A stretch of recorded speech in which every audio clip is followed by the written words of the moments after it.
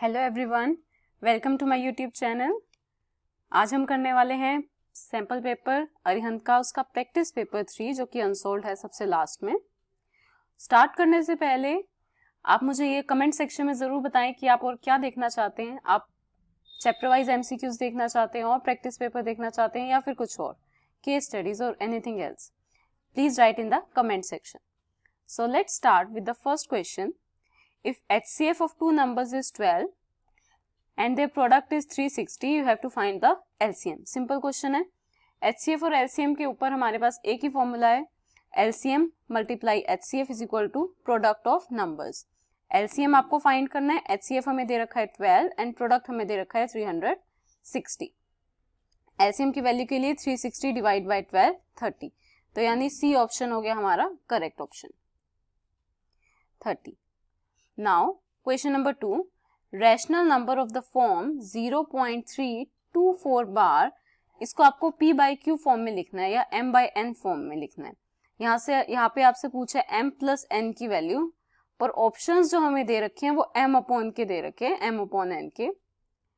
तो ये हमने पहले भी पिछली वीडियो में लिखना सीखा था कि इसे P by Q फॉर्म में या M by N फॉर्म में डायरेक्टली कैसे लिखते हैं। तो मैं आपको एक बार और बताती हूँ। देखो M अपॉन N फॉर्म के लिए एक न्यूमरेटर होगा और डिनोमिनेटर। सबसे पहले देखते हैं डिनोमिनेटर कैसे लिखना है। जितने नंबर्स पे बार है उतनी बार हम 9 लिखते हैं। 2 नंबर्स पे बार है तो हमने 2 बार लिखा 9, और जितने नंबर्स पे बार नहीं है उतनी बार हम 0 लिखते हैं। एक ही नंबर पे बार नहीं है तो उतनी बार क्या लिख दिया हमने 0। नाउ ये जो कंप्लीट नंबर है विदाउट डेसिमल, क्या है नंबर है ये 324, इसमें से हम माइनस कर देते हैं ये वाला 3, जिस पे बार नहीं है वो माइनस कर दो। 324 में से 3 गए 321, तो ये हो जाएगी हमारी M अपॉन N या P upon Q form. Now ये आया हमारा 321 अपॉन 990, इसको आप कैंसिल कर सकते हो, 3 से सिंपली कैंसिल हो रहा है। तो हमारा M अपॉन N की वैल्यू आई 107 अपॉन 330। ठीक है, ये M अपॉन N की वैल्यू है, ये आप देख सकते हो बी ऑप्शन है, बट उसमें M प्लस N पूछा है तो हम एक बार M प्लस N भी निकाल देते हैं। 437 आया M प्लस N, पर हमें यहाँ पर वैल्यू पूछी थी M अपॉन N की, तो ये हो गया हमारा 107 upon 330। Now question number 3, product of a non zero rational number and any irrational number is. आपको बताना है एक रैशनल और एक इररेशनल का प्रोडक्ट क्या होगा। तो देखो 3 हमारा रैशनल नंबर है और √3 हमारा इररेशनल नंबर है। इनका जब प्रोडक्ट करेंगे क्या आया है हमारा 3√3, so this is always an irrational number. तो जब भी हम एक रैशनल और एक इररेशनल लेते हैं उनका प्रोडक्ट हमेशा क्या आता है बेटा, इररेशनल नंबर आता है। Now next question, you have to find the value of x and y in this given question. इसमें आपको x और y की वैल्यू बतानी है बच्चे। तो देखो हमने ये देखा था, पहले भी हम ये क्वेश्चंस कर चुके हैं। ये ट्री मेथड में नीचे वाले 2 नंबर्स को मल्टीप्लाई करके ये वाला नंबर आता है, राइट। जैसे हम 6 को लिख सकते हैं 2 मल्टीप्लाई 3, तो इन दोनों को मल्टीप्लाई करके ऊपर वाला नंबर आता है। तो 11 into y, 11 multiply y multiply करके क्या आएगा 143, तो ये लिख दिया हमने 143। 11 यहाँ डिवाइड में चला जाएगा, जब आप इसको डिवाइड करेंगे y की वैल्यू आ जाएगी हमारे पास 13, सो y इज 13। ऐसे ही हमें x की वैल्यू फाइंड करनी है। यहाँ देखो यहाँ पे x है और यहाँ 143, यानी x मल्टीप्लाई 143, इनको मल्टीप्लाई करके क्या आएगा 1001, तो x मल्टीप्लाई 143 क्या आ जाएगा 1001। तो यहाँ पे देखो जब इसको आप डिवाइड करोगे सिंपली 11 से हो रहा है कंप्लीट डिवाइड, तो 11 से डिवाइड करेंगे हमारे पास y की वैल्यू आ जाएगी 7, x की वैल्यू 7, x 7 आ गया और y क्या आ गया 13, राइट। x 7 एंड y 13, तो ये हमारा ए ऑप्शन करेक्ट हो गया। तो देखो यहाँ पे 13 और 7 भी है, पर हमें वैल्यू रिस्पेक्टिवली लिखनी है, क्योंकि क्वेश्चन में पहले x की वैल्यू आपसे पूछी है। देखो पहले x की है और फिर y की, तो पहले हम x की लिखेंगे और फिर y की। तो हमने ये लिखा 7 एंड 13, पहले x की और फिर y की value. Now question number 5, if one of the zeros of the quadratic polynomial आपको दे रखी है, look at this polynomial very carefully. यहाँ है एक्स स्क्वायर, ये है एक्स और ये कांस्टेंट टर्म, ठीक है। ये पूरा एक्स स्क्वायर का कोफिशिएंट है, ये एक्स का कोफिशिएंट है 3x + 1, इसका एक जीरो आपको दे रखी है -5। You have to find the value of k। तो देखो k की वैल्यू फाइंड करनी है, आपको एक जीरो दे रखी है x = -5, यानी x की जगह आप -5 पुट करो। पहले ये 2k - 1 सेम लिखा, इसकी जगह लिखेंगे -5 का स्क्वायर यानी 25, फिर 3k × -5 + 1। इसको आप सॉल्व करोगे, k की वैल्यू सिंपल लीनियर इक्वेशन बन रही है, क्वाड्रेटिक भी नहीं। 50k - 15k हो गया 35k, और यहाँ से कांस्टेंट टर्म आ गई 24। सो k की वैल्यू क्या हो जाएगी 24/35। That is option number D, right, 24/35। अब देखते हैं next question, question number 6। Question number 6 में क्या है बेटा, a quadratic polynomial whose zeros are 2 and -3। आपको बताना है इनमें से कौन सी पॉलिनोमियल के जीरोस 2 और -3 हैं। अब हम ऑप्शन में से हर एक को सॉल्व तो नहीं कर सकते, उसमें बहुत टाइम लगेगा। अगर हम हर ऑप्शन का जीरो फाइंड करेंगे उसमें टाइम लगेगा, तो सिंपल हम पहले क्वाड्रेटिक बना लेते हैं। आपको दो जीरोस दे रखी हैं 2 और -3, इनका हम सम भी निकाल लेते हैं और प्रोडक्ट भी निकाल लेते हैं। सम ऑफ जीरोस क्या हो जाएगा 2 + -3 यानी -1, एंड प्रोडक्ट कितना हो जाएगा -6। सिंपल क्वाड्रेटिक इक्वेशन निकालेंगे, x² - sum x plus product, x² minus sum is -1, एक और माइनस माइनस हो जाएंगे हमारे प्लस, एंड -6। तो x² + x -6, राइट। तो यहाँ देखते हैं option x² + x -6, A option. यहाँ पे देखो सिर्फ साइन चेंज है, तो हमें साइन का ही ध्यान रखना है, right. Now let's C next question, question number 7। If the difference of the zeros of the quadratic polynomial x² + kx + 45 is 144, you have to find the value of k। देखो question में सिर्फ ये देखा है डिफरेंस ऑफ जीरोस का difference. जब हम difference of zeros लेके कर रहे हैं अगर ये question, alpha minus beta is 144, और फिर हम ये वाला फॉर्मूला अप्लाई करें जो हमने पहले भी किया था, a - b whole square is equal to a + b whole square आता है यहाँ पर -4ab, ठीक है। अगर हम ये फॉर्मूला यूज करते हैं तो हमारी k की वैल्यू आ रही है दिस -20916, जो कि ऑप्शन में नहीं है। तो एक्चुअली इसकी स्टेटमेंट में ही थोड़ी सी मिस्टेक है। ये क्वेश्चन क्योंकि पहले भी आ चुका है, यहाँ पे आएगा इफ स्क्वायर डिफरेंस, ठीक है, डिफरेंस का square difference of two zeros of the polynomial is 144। Square difference का मतलब क्या है, इनके डिफरेंस का हमें स्क्वायर लेना है। अल्फा माइनस बीटा का होल स्क्वायर कितना है 144। फिर हम ये फॉर्मूला यूज करेंगे, बहुत इंपॉर्टेंट फॉर्मूला है हमारा, alpha minus beta whole square is equal to alpha plus beta whole square minus 4 alpha beta. हम पहले यूज कर चुके हैं, राइट। तो अब देखो alpha minus beta whole square की वैल्यू कितनी हो गई 144 plus beta whole square. Alpha plus beta क्या है, सम ऑफ जीरोस, राइट। तो यहाँ से सम ऑफ जीरोस निकालो, -b/a यानी -k/1, और इसका स्क्वायर कितना हो जाएगा k²। तो यहाँ पे हमने डायरेक्ट लिख दिया k², -4 अल्फा बीटा यानी प्रोडक्ट ऑफ जीरोस। यहाँ से देखो प्रोडक्ट ऑफ जीरोस क्या होता है c/a, c is 45 and a is 1, तो यहाँ लिख दिया 45। नाउ 45 × 4 180, ये यहाँ आ गया। यहाँ k² की वैल्यू आ गई हमारी 324, and value of k is, ये हमारा 18 का स्क्वायर है, तो +-18 हमारी k की वैल्यू आ जाएगी, राइट। सो +-18। अगर यहाँ नन ऑफ द अबव भी होता तो हम डिफरेंस वाले तरीके से आंसर लिख सकते थे, none of the above, right. But none भी ऑप्शन में नहीं है, और यहाँ स्टेटमेंट में भी थोड़ी सी मिस्टेक है, तभी हमारा करेक्ट आंसर आया, स्क्वायर डिफरेंस आएगा यहाँ पर। नाउ लेट्स सी बच्चे question number 8। If a and b are zeros of the quadratic polynomial this, ठीक है, zeros of the quadratic polynomial x² - 4x - 12, then you have to find value of this 1/a + 1/b - a × b। अब ये आपको दे रखा है, इनकी zeros क्या है a और b, तो हम एक बार इनकी जीरोस निकालते हैं।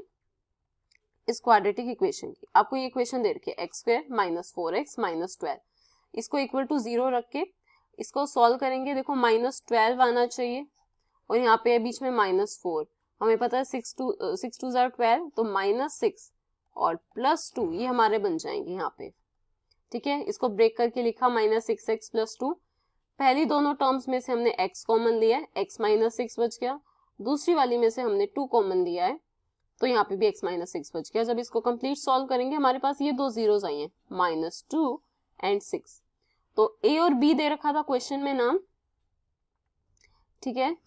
तो हमने a की वैल्यू लिख दी -2 और b की वैल्यू लिख दी 6। अब हमें इसकी वैल्यू फाइंड करनी है, 1/a ये हमें फाइंड करना है, plus 1/b minus ab। 1/a, a की जगह पुट कर दिया -2, b की जगह हमने पुट कर दिया 6, माइनस a इंटू b, देखो एक माइनस यहाँ है, एक माइनस ये, माइनस माइनस प्लस बन गया, 2 × 6 12 हो गया। फिर यहाँ फर्स्ट और सेकंड का मैंने एलसीएम लिए, ठीक है, इनका एलसीएम आ गया 6, ऊपर बच गया हमारा -2/6 + 12, ये 6 2 12 हो गया था। यहाँ कैंसिल करेंगे, -1/3 + 12, तो ये हो जाएगा 12 3 36 -1 35/3, तो 35/3 हो गया हमारा correct answer. Yes 35/3, that means A option. Minus का नहीं आया, प्लस का आया है, तो ये ऑप्शन तो हो गया कैंसिल, ठीक है। Now let's C next question, question number 9 from chapter 6, very interesting question, बिल्कुल डिफरेंट है। इन 2 ट्राइंगल्स XYZ एंड MNO, ठीक है, आपको 2 ट्राइंगल्स दे रखी हैं और उसकी कोरिस्पॉन्डिंग साइड्स का रेशियो आपको गिवन है, XY/NO, YZ/MO and ZX/MN, sorry. तो आपको बताना है इनमें से कौन सी ट्राइंगल सिमिलर होगी, राइट। आपको प्रॉपर ऑर्डर में लिखना है इसे। तो देखो इसको कैसे करेंगे हम, काफी सारे वेज हो सकते हैं। ऑप्शन से ट्राई करने के लिए, सिर्फ ऑप्शन से मैच करने के लिए देखो क्या किया हमने, जो कोरिस्पॉन्डिंग साइड्स का रेशियो दे रखा था वो हमने लिख लिया, ठीक है। सबसे पहले सेकंड और थर्ड वाले को देखो, दिस इज थर्ड, ये सेकंड वाला आप देखो। सबसे पहले ऊपर देखते हैं, ऊपर दोनों में क्या कॉमन है, दोनों में z है ना, राइट, तो हमने यहाँ पे लिख दिया z। ऐसे ही नीचे दोनों में क्या सेम है, दोनों में नीचे m सेम है, राइट, तो हमने यहाँ लिख दिया m। दोनों फर्स्ट पोजीशन पे, ठीक है, यहाँ पे पहले m लिखा है तो यहाँ पे पहले सबसे पहले z लिखेंगे। अब देखते हैं सेकंड स्पेस में क्या लिखे हम, ठीक है। तो इसके लिए थर्ड और फर्स्ट वाली देखो बच्चे, थर्ड वाली और फर्स्ट वाली, इसमें सबसे पहले न्यूमरेटर चेक करते हैं। यहाँ है XY, यहाँ है ZX, दोनों में x सेम है, x यहाँ पे भी है, x यहाँ पे भी है, तो सेकंड नंबर पे हमने लिखा x। ऐसे ही नीचे देखो, यहाँ है NO और यहाँ है MN, दोनों में क्या सेम है, N, राइट, तो हमने यहाँ पे भी सेकंड प्लेस पे क्या लिखा, N। अब ऐसे ही हम सेम कर सकते हैं फर्स्ट और थर्ड में,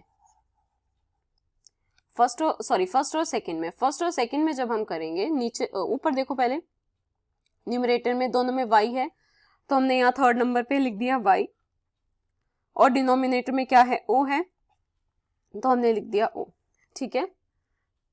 यहाँ से ये हमारा पूरा एक स्पेसिफिक ऑर्डर में आ गई triangles similar, MNO and ZXY। देखो इसका दूसरा फॉर्म क्या हो सकता है कि मतलब हमें ये पता चल गया M के कोरिस्पॉन्डिंग Z है, M के कोरिस्पॉन्डिंग हमारा Z है, N के कोरिस्पॉन्डिंग हमारा X है, दोनों की सेकंड पोजीशन पे क्या है, N और X, और थर्ड हमारा O के कोरिस्पॉन्डिंग क्या है, Y। अब आप इसको किसी भी ऑर्डर में लिख सकते हो, ठीक है, जिस भी प्लेस पे, जैसे मैंने ये एक और फॉर्म लिखी है इसकी, है ना, हम ऐसे भी लिख सकते हैं। सबसे पहले हमने x से शुरू कर दिया, x के कोरिस्पॉन्डिंग क्या है, n, तो x और n, राइट। ऐसे ही y के कोरिस्पॉन्डिंग क्या है, y के कोरिस्पॉन्डिंग है o, तो y एंड o। ऐसे ही z के कोरिस्पॉन्डिंग क्या है, m। ये हमने पूरा ट्राइंगल का नेम बनाया। Now let's see the next question, question number 10। If the triangle ABC is similar to triangle PQR with ratio, आपको रेशियो क्या दे रखा है, BC/QR is 2/5, then आपको रेशियो फाइंड करना है of perimeter, perimeter of triangle ABC divided by perimeter of triangle PQR। तो बेटा question 10 के लिए हमें ये दोनों ट्राइंगल सिमिलर दे रखी हैं और हमें एक साइड का रेशियो दे रखा है कोरिस्पॉन्डिंग साइड्स का, BC बाई QR इज 2/5।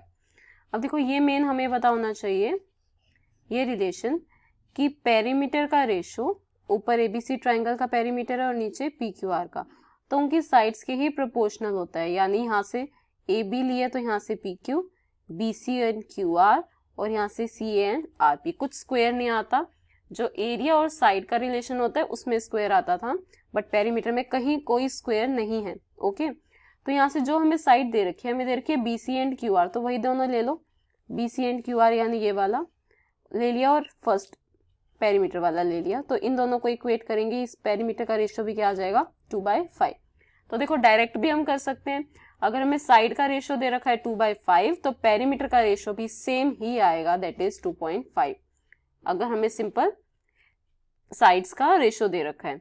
सो अगर इसका रेशियो था 2/5, पेरीमीटर का रेशियो भी कितना आया है 2/5। कॉरेस्पॉन्डिंग साइड्स का दे रखा है, remember that. Now next question, question number 11, area of right angle triangle is 20 square feet and its perimeter is 40 square feet or 40 sorry, then you have to find the length of hypotenuse। ठीक है, आपको perimeter दे रखा है और area दे रखा है, तो let's see इसको कैसे स्टार्ट करेंगे। सबसे पहली बात, हमें पेरीमीटर दे रखा है, पेरीमीटर यानी तीनों साइड्स का sum, perpendicular plus base plus height is 40। यहाँ से हम बेस एंड परपेंडिकुलर की वैल्यू निकालते हैं, h को राइट साइड ले जाओ, ये क्या हो जाएगा 40 माइनस h, राइट।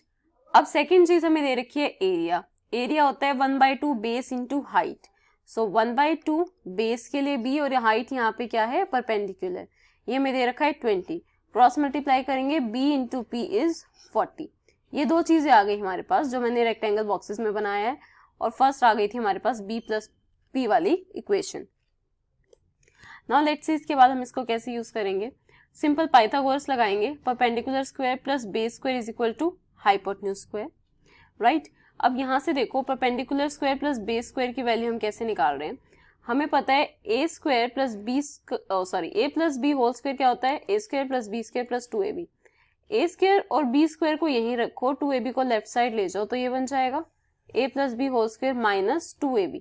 तो यहाँ a की जगह हमारे पास परपेंडिकुलर है और b की जगह हमारे पास बेस है, ठीक है। तो यहाँ पे हमने लगाया base plus perpendicular whole square minus 2 base multiply perpendicular, ये लेफ्ट साइड लगाई है हमने, राइट। तो b प्लस p, पीछे हमने निकाला था b प्लस p की वैल्यू आई थी 40 माइनस h, राइट। तो हम यहाँ पे पुट कर देंगे 40 माइनस h का होल स्क्वायर, और b मल्टीप्लाई p की वैल्यू आई थी 40, ये हमने पुट कर दिया is equal to h square. यहाँ पे हम फॉर्मूला खोलेंगे a square minus b square का, a square plus b square minus 2ab, और यहाँ पे 40 इंटू 2 80 हो गया h स्क्वायर। h स्क्वायर से h स्क्वायर तो कैंसिल, क्वाड्रेटिक तो नहीं बनेगी, ठीक है। बाकी 80h को राइट साइड ले गए और यहाँ पे 1600 यानी 1600 में से 80 माइनस करोगे आ जाएगा 1520। हाइपोटेन्यूज की वैल्यू कैंसिल करने के बाद हमने सिंपल 8 से कैंसिल किया, देखो बेटा हाइपोटेन्यूज आया 19, बट पीछे करेक्ट ऑप्शन दे रखा है डी, पीछे के अकॉर्डिंग करेक्ट आंसर होना चाहिए 18 विच इज रोंग, ठीक है। 18 आंसर तब आ रहा है आपका, मैंने जब चेक किया 18 आंसर आपका तब आएगा जब दोनों ही 40 हो, मींस पेरीमीटर भी 40 हो और स्क्वायर ये जो हमारा था एरिया भी 40, जब दोनों 40 है ना तब आंसर आ रहा है आपका, अदरवाइज आपका आंसर 19 ही आ रहा है। पीछे जो है ये आंसर रोंग है, ये जो मैंने आपको किया ये बिल्कुल करेक्ट आया है, hypotenuse is 8 sorry, yes. Now question number 12.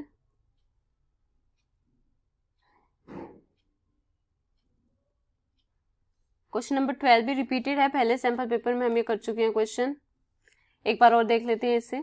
इस क्वेश्चन में क्या है, ट्राइंगल ABC एंड DEF, आपको दो ट्राइंगल्स दे रखी हैं और इनके दो एंगल्स इक्वल दे रखे हैं, B and E are equal, F and C are equal, right. और तीसरी साइड हमें प्रोपोर्शनल दे रखी है, AB is equal to 3 times DE, ठीक है, प्रोपोर्शनल है, इक्वल नहीं है, यानी ये दोनों ट्राइंगल्स सिमिलर होंगी बट कॉन्ग्रुएंट नहीं होंगी।